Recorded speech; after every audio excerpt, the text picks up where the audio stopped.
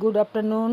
নিয়ে নিয়েছি গোটা মুগ ডাল, মটর ডাল ও এখানে হচ্ছে অড়হর ডাল আর কয়েকটা কাঁচা লঙ্কা। এগুলো ধুয়ে প্রেসার কুকারে দিয়ে দেবো। আমি গোটা মুগ ডাল ভিজিয়ে রাখিনি, আমি সঙ্গে সঙ্গেই ধুয়ে এটাকে দিয়ে দিচ্ছি। আমি এই 3 রকম ডাল মিশিয়ে আজকে আমি একটা রেসিপি করব, কারণ 2-3 রকম বা 5 রকম এরকম ডাল যদি একসাথে করা যায় সেটা খুবই উপকারী এবং খুবই স্বাস্থ্যকর হয়। সেই জন্যে বাচ্চাদেরকেও এইভাবে ডাক্তাররা খাওয়াতে বলেন। দেখো প্রেসারে আমি সেদ্ধ করে নিয়েছি ডালটা, কেমন স্ট্রাকচারটা এসছে। আমার কিন্তু গোটা মুগ ডাল ভিজিয়ে রাখার দরকার পড়েনি, প্রেসারে খুব ভালো সেদ্ধ হয়ে গেছে।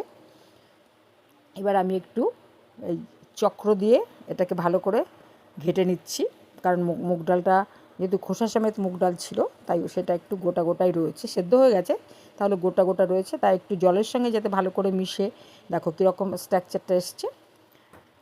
এবার আমি এটাকে ফোড়ন দেব।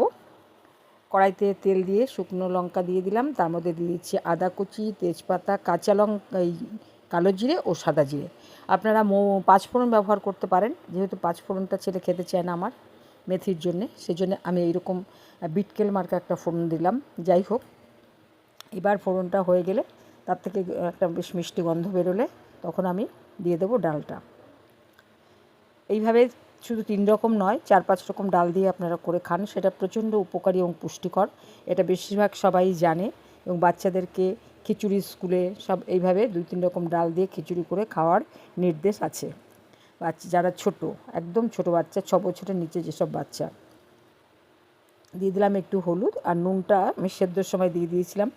আর দিয়ে দিলাম কয়েক পিস কাঁচা কুমড়ো, পাতলা পাতলা করে কেটে নিয়েছি, সেটা দিয়ে দিলাম।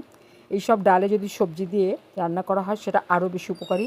আর কুমড়ো তো খুবই উপকারী, হলুদ জিনিস খুব উপকারী হয়, যেমন মিষ্টি কুমড়ো, কাঁচা কুমড়ো দুটোই তার মধ্যে পড়ে, খুবই উপকারী।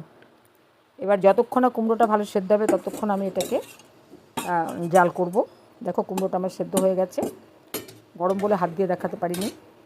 এবার আমার ডালটা হয়ে এসেছে, এবার আমি নামিয়ে নেব।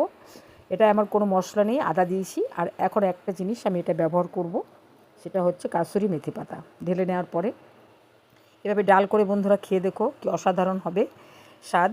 আর তোমরা অবশ্যই আমাকে কমেন্ট করে জানাবে অন্য যে কোনো ডালের সাথে এটা খেতে অনেক বেশি সুস্বাদু হবে। একবার তোমরা সবাই করে খাও। মিঠুস ক্রিয়েশন কুকিং থেকে মিঠু বলছি। আশা করি সবাই ভালো আছো, আমিও ভালো আছি।